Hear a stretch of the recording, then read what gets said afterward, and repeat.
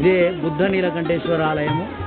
ఇక్కడ బుద్ధ నీలకంఠేశ్వరుడు అనగానే నీలకంఠుడు అనుకుంటారు, బుద్ధుడు అనుకుంటారు. కానీ శ్రీ మహావిష్ణువు ఏకశిలలో మరి శయనించి ఉంటారు.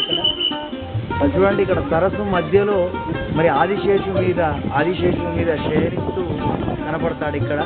సో ఇది వైష్ణవులందరూ కూడా పవిత్రంగా భావించే దేవాలయం బుద్ధ నీలకంఠేశ్వర దేవాలయం. దీన్ని ఇక్కడ స్లీపింగ్ విష్ణు అని కూడా ఉంటారు. శయనించే మహావిష్ణువు రూపంగా కూడా దీన్ని కొలుస్తుంటారు.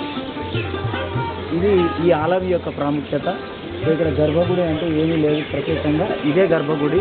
ఇక్కడే భక్తులందరూ కూడా పూజలు జరిపిస్తూ ఉంటారు. కాఠ్మాండూలోని బుధ నీలకంఠ ఆలయం యొక్క స్థల పురాణాన్ని కనుక పరిశీలించినట్లయితే బుధ నీలకంఠుడు అంటే శ్రీ మహావిష్ణువు శయనించు ఆకారంలో ఉంటాడనమాట. ఇక్కడ ఒక సరస్సు ఉంటుంది ఈ దేవాలయం యొక్క ప్రాంగణంలో. ఈ సరస్సు మీద సుమారుగా 16 అడుగులు ఉన్న వైష్ణవ శిల తేలియాడుతూ ఉంటుందన్నమాట. సో అసలు బుధ నీలకంఠుడు అనే పేరు ఎందుకు వచ్చిందంటే, వాస్తవంగా ఇక్కడ ఉన్నది మహావిష్ణువు యొక్క శిల్పం.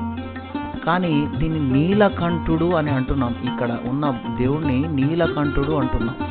ఎందుకంటే నీలకంఠుడు అంటే మహాశివుడు.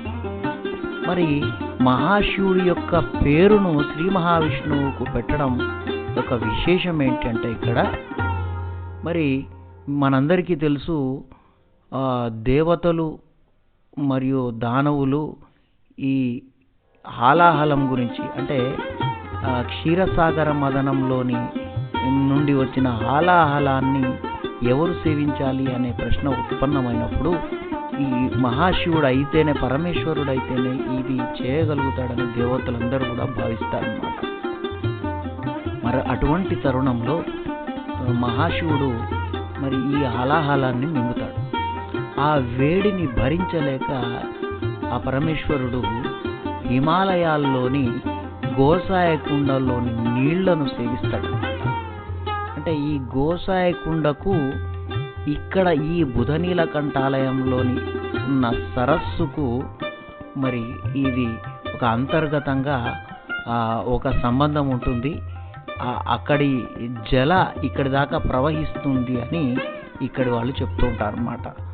అందుకనే మరి శివుడికి అటువంటి నీటిని అందించిన సరస్సుగా దీన్ని భావిస్తారు. కాబట్టి ఇక్కడ శ్రీ మహావిష్ణువును కూడా అలా నీలకంఠుడుగా మరి ఇక్కడ నామకరణం చేసి పూజిస్తూ ఉంటారు.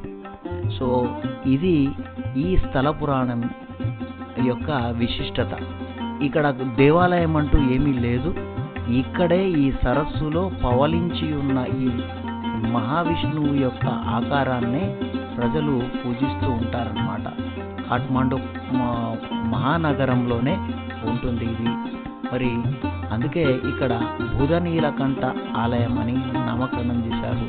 వాస్తవంగా చాలామంది దీన్ని బుద్ధుడి యొక్క స్థలంగా భావిస్తుంటారు. కానీ ఇక్కడ ఎందుకంటే కాఠ్మాండు అనగానే బుద్ధుడికి సంబంధించిన అనేక స్తూపాలు, బౌద్ధ ఆరామాలు ఉంటాయి కాబట్టి దీన్ని కూడా ఆ కోవకే చేరుస్తుంటారు. కానీ ఇక్కడ ఉన్నది శ్రీ మహావిష్ణువు బుధ నీలకంఠుడిగా మరి పూజలు అందుకుంటున్నాడు అనమాట. ఇది బుధ నీలకంఠాలయం యొక్క విశిష్టత. మీకు గనుక ఈ వీడియో నచ్చినట్లయితే లైక్ చేయండి, షేర్ చేయండి మరియు సబ్స్క్రైబ్ చేయండి.